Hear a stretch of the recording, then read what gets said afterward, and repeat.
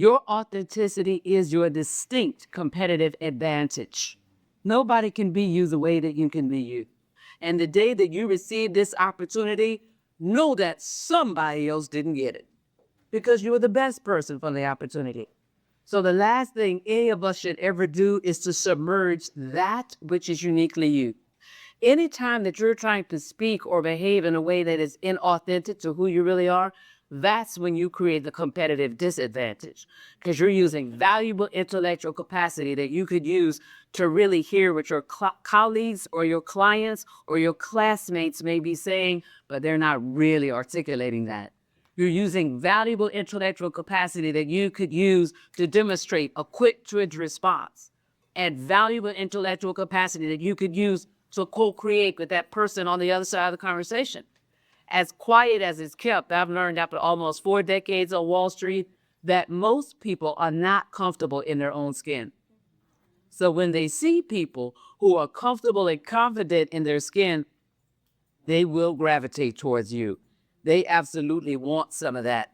Your success, like mine, will be dependent upon your ability to successfully penetrate relationships. Well, the easiest way to penetrate a relationship is to bring your authentic self into that environment. When you bring your authentic self into that environment, people trust you. And trust is at the heart of any successful relationship. Now, let me give you a few pointers about showing up authentically, because here's the mistake that I see young professionals make all the time.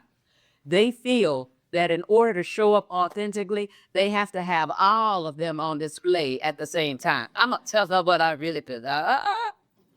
Each of us, we're all multifaceted. There's not just one you. There's an intellectual you, there's an argumentative you, there's an inquisitive you, there's a frivolous you, there's a serious you. We all are multifaceted. So embrace all of those facets. But now when you walk into any environment, you don't have to have all those facets on display. You get to exercise your power in that moment to decide, is it you, the argumentative person that's going to show up? Is it you, the listener? Is it you, the student? Is it you, the expert? You get to exercise your power and decide which facet of you is going to lead in that moment. And I say that to you because so many younger professionals, and not just young, even more seasoned, are not self-aware. They don't know who they really are. And if you haven't figured that out yet, spend some time in these last few days of summer and say, who am I? Am I a morning person? Am I a night owl? Do I like to work on my own? Or do I like to work in a team? Do I like things that are creative? Do I like things that are quantitative? Am I an amazing problem solver? I've never met a problem that I didn't fall in love with. Who am I?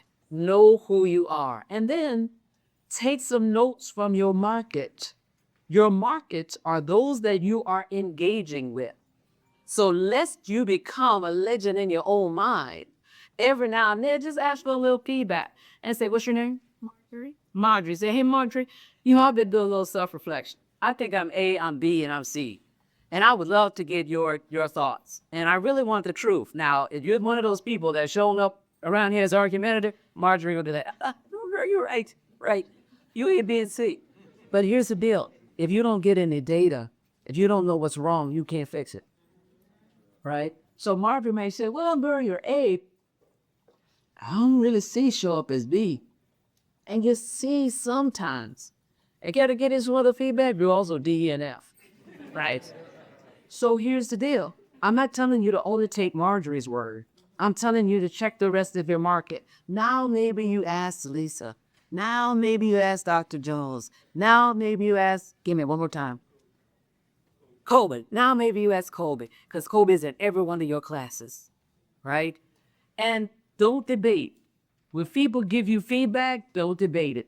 Just absorb it, because it's the market speaking, and the market is rarely wrong, right? And even if you don't like what you heard, now that becomes your personal challenge that you might need to polish some things.